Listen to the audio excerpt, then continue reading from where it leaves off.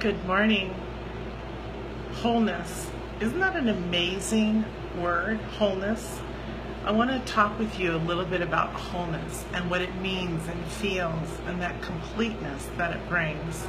When you hear the word wholeness, what do you think? It can mean something different to every different person, right? Just like the word the oneness and connectedness. We know what they are, but do we actually bring them into our life? Do we actually experience them? So the wholeness is literally you are whole right now. You are loved right now. You are complete right now. You are perfect right now. You're not alone right now. So the wholeness is that complete balance between body, mind, and spirit. And that's the most magnificent place to be. In that space of wholeness is where everything comes together. That's where we find that peace, that love, that joy, that blissfulness, all these fabulous feelings, sensations, connectedness. So when we begin to work on different areas of ourselves, such as self-love, body, consciousness, people generally do it one at a time, one step at a time, and that's okay and that's perfect. But remember to include your entire being, your whole body, your whole mind, your whole soul, your whole spirit, because it all goes together. When we do self-love and we don't do any body love or watch what we're eating and that kind of stuff, we're not in complete balance, right? So the wholeness is the entire picture. People tend to think that they're not complete, that they're not whole, that they have missing pieces. No one has any missing pieces. You have them. You may have to dust off everything and pull it back forward of your greatness, but it's there within you.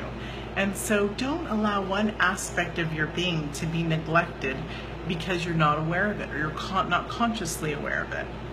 We really need to be aware of every single aspect of who we are and what we are, because as we begin to move forward in this world and in growing, there are areas in which we leave behind, and then we're like, oh my goodness, there it is, I forgot to work on that one. And it's okay, be gentle with yourself, one thing at a time, but expand your awareness open that all of you can be touched at the same time.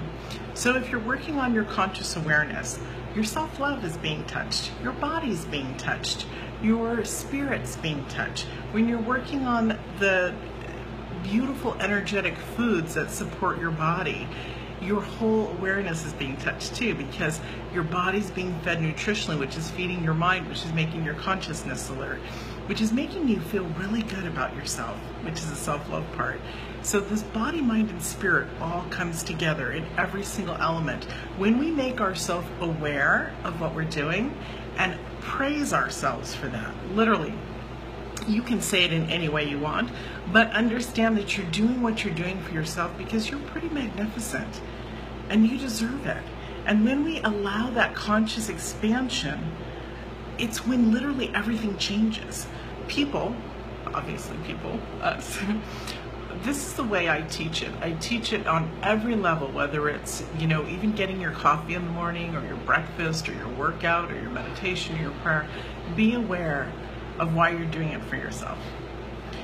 Not necessarily because you want to change or grow, but because you're already magnificently whole. And you're just adding to the value of who you are. You're just reaching deeper. You're just having a grander, more graceful experience.